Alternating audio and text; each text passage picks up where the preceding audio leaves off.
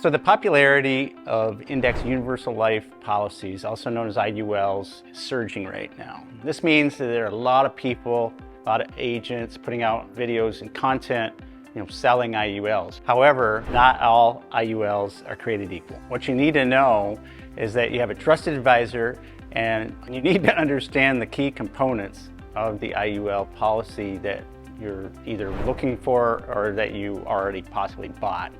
We're fortunate to have Jason Herring on our team, who's a vetted IUL expert. He's looked at hundreds of contracts and worked with all the top companies over 13 years worth of experience. And so I asked him to kind of help walk you guys through just a few of the key components, or the key components of an IUL. There's really four, and Jason's going to touch on these as he talks about a real life situation where he set up a successful IUL for a client recently, and talk about how the numbers worked out in that situation. All right, so let's give Jason a listen. And when he wraps up, I'll come back and give you some key action steps that you can take. This applies to you. So let's give it a listen. Take it away, Jason. Hey, thanks, Steve. Hello, everyone. Jason Herring here with Insurance and Estates, your IUL specialist. So today I thought we would talk a little bit about the basic mechanics of an index universal life policy. So maybe some of you are out there researching IULs. Maybe you've already talked to an agent, and the next thing you know, a 54-page illustration that looks like this has landed in your inbox. So what are you supposed to do with all this information? How do you go through this and determine what are just the basic components of an IUL, right? How do I grow cash value? How do I take loans from a policy?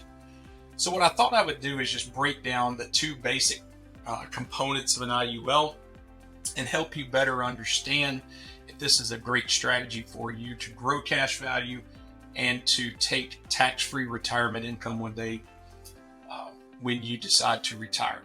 So the best way to do that is to use a case study. So about a year ago, we had this 36-year-old male. He came to us, and after doing some research around index universal life and talking to me, he decided that he would start diverting about $1,000 a month from his 401k. So he wanted to move money each month from the taxable world over to the tax-free world and start an index universal life policy. So we built this policy with very low death benefits. We built the policy to maximize cash value. So we only had about a $270,000 death benefit. So he made it through underwriting. He was approved at preferred, and we started the policy.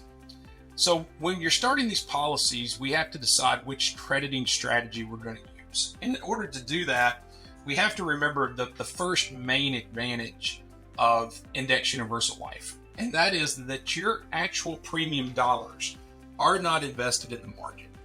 Your actual premium dollars are not invested in any type of security. This is a fixed product. So what that means is all of your cash value, all the premium dollars that you put into this policy stay at the insurance company. And then what the insurance company does is they simply credit your cash value based off of how one of these indexes perform. So inside of any crediting strategy, and with Mutual of Omaha, the chassis that we used for this client, there are different crediting strategies. So Mutual of Omaha has 4, some companies have more, some companies have less. But inside of every crediting strategy, you're going to have 3 main components. You're going to have the participation rate, the cap rate, and the floor rate. Okay? So let's tackle these a little bit and dive into more of what these 3 components mean. So the floor rate is just simply the least amount of crediting that you could expect in a policy year. So most of the IULs on the market today have a 0% floor, which simply means that even if one of these strategies turns negative, you will never have to participate in that negative return. Your cash value will be credited 0 and you will not lose any cash value.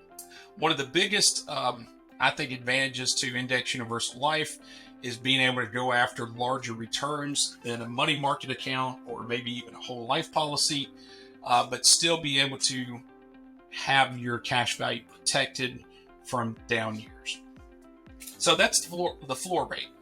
The next rate you look at is the cap rate. So these cap rates are going to fluctuate. They're going to go up and down over your lifetime.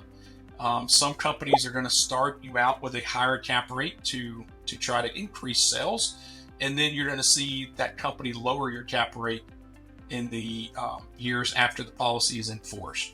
One of the great things we like about Mutual of Omaha is that they keep their cap rates the same for both their new business and their in-force business. So you don't have to worry about a company trying to simply just raise rates and then cap rates and then lower them just to attract new sales. So Mutual of Omaha has held a 10% cap since about October of 2020. So they haven't done much, to lower their caps. They've really tried to do everything they can to help you grow cash value. So this is one of the reasons we like them. You can notice that the cap is actually guaranteed at 3%. So if the company wanted to, they could lower your cap all the way to 3%. In the 13 years I've been working with IULs, I've never seen cap rates need anywhere close to that. But that is the guaranteed rate inside of this chassis. So that's your cap rate. And you just have to be careful that you're working with companies that have a good history of cap rates and not messing with their cap rates too much. So the third component inside of each crediting strategy is a participation rate. So all this means is that whatever the guaranteed or current participation rate is, that's the percentage of crediting you're going to receive up to a cap. Okay. So in this crediting strategy here, we have a 100% participation rate and a 10% cap. So if the S&P returns 9%, then we know we're going to get the full 100% of the 9%. But look at the uncapped account here. The uncapped account sounds very attractive. Let's go after the largest returns possible. But you have to look at your participation rates. This account is currently only offering a 50% participation rate. So let's go back to that same 10% return with the S&P. You would actually only receive 5% of that, where you would have received the full 10% here. So you have to be careful and not get too, I shouldn't say greedy, but don't let some of these companies that are offering these massive participation rates not trick you, but don't let them persuade you into moving to their chassis, because these participation rates can come down at any moment. So like I said, one of the reasons we like Mutual of Omaha, they kept their cap rates high, got the zero floor, low cost inside this chassis, doing everything they can to help you grow cash value. So let's take some of these numbers here and actually put them to life. So if you scroll down and look, every carrier will usually give you some type of historical data. Mutual of Omaha provides from 2003 to 2022, where you can see the actual returns of the S&P 500 during all these years. So it's very simple to see what the return was and what you would have had with a zero floor and a 10% cap. But look here at 2008. All of us remember 2008 as being the year when the market returned over 38% negative. If you were in a VUL, right? If you were in a variable universal life policy, or if you were in the market, you had to ride this wave down 38% on the negative side. What the IUL does here is give you that protection of that 0% floor, so you would not had to have participated in this massive loss. Okay. So you can go through and look and see all the years that you capped out. You can see your 0% years, but it's just an excellent example of the advantages that you have with Index Universal Life to grow cash value in a somewhat controlled environment, knowing that you have the opportunity to go after these larger returns, but at the same time, you know that your cash value is going to be protected from the down years. So that's an overall basic of how your cash value grows inside these policies. So I know most of you are out there wanting to start these policies. You want to grow this cash value, but one day you're going to want to start accessing the cash. So one of the questions we get a lot is, how do we access the cash value inside these policies? Well, we take policy loans, and there's a couple of different ways that you can do a policy loan. Just about every IUL on the market has either a standard loan or an index loan. So let's cover standard loans first. And the best way to cover this is to think about it from this example. let's say we have $100,000 of cash value and we want to take a $10,000 loan. So you call the company deposited that money into your checking account, and now you basically have $90,000 of net cash value, and you have a $10,000 loan. What the company's going to do is they're going to take that $90,000 unloaned value, and that money is going to stay in that indexed account going after that 10% cap. But the $10,000 loan that you have taken has now been basically set over here to the side. And the company is going to credit that $10,000 at a guaranteed interest rate of 2%. Okay, so that money is now moved away from the indexed accounts and it's sitting over here with a standard loan being credited at 2%. Now, the government does tell us that if we take loans, we also have to charge ourselves interest. So what Mutual of Omaha is going to do is they're going to charge a 4% interest rate in the first 10 years, 9 years of the policy, and then 2% after. So with most of our clients, they're taking loans after 10 years because they've had these policies for a while.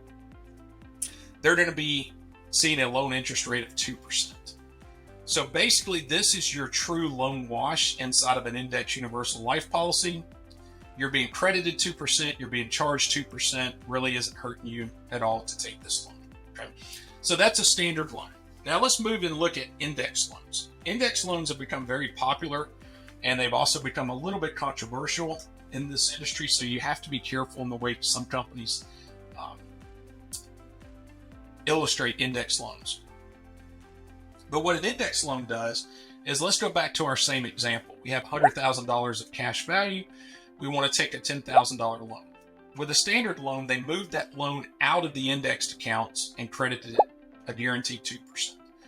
With an index loan, even that $10,000 loan value is going to stay in the indexed accounts and go after that 10% cap. Now, in order to go after those larger returns, the company is going to charge you more from an interest rate to do that. But it's not a terrible rate. It's at 4%. Currently at 4%. With Mutual of Omaha, it's guaranteed at 6%. So let's say that we do this scenario. We take an index loan. We leave that loan value inside the indexed accounts, and you cap out at 10%. So you paid a 4% loan interest rate, but even your loan value made a net of 6%. So you can see where index loans could be very attractive to putting even your loan value to work for you at a higher rate of return, as long as you realize that in the years where you have a zero and you hit the floor, all of your loan value did not return any crediting for you and you actually had to pay 4%. So it's very important when you take loans that you know how these loans work, that you know that if an agent's just sending you an illustration with index loans and not explaining index loan, you really need to make sure you're working with companies like us here at Insurance and Estates, where I go through and explain this chart to you and make sure you understand how index loans work. Okay. So let's put all of this into practice. What did it look like for this client? Well, for this client, what we decided to do was 20 years of premium. So from ages basically 36 through 56, this client plans to put in $240,000. Then we're going to let that policy sit there and continue to grow. And hopefully, based on a 6% average rate of return, it could be higher, it could be lower, obviously with a 10% cap. But based on an average of 6% over the life of the policy, this client is going to decide to start taking income at age 65 of $54,578 and continue that all the way through ages 84. So 20 years of premiums in, 20 years of income out, and this looks to be very, very beneficial for this client. So this client was a lot of fun to work with. He understood it. He really liked the idea of moving from the taxable world to the tax-free world. And once we covered the two main mechanics of an IUL, how does my money grow? How do I get money out of the policy? He was very pleased with what we had to offer. So guys, I can't stress to you enough how important it is to work with people that know how to design these policies correctly. That's going to take the time and the effort to explain these basic mechanics to you on the front end, so there's no questions or surprises on the back end. So I've enjoyed this video with you today. Be on the lookout for many more. And Steve, I will turn this back over to you.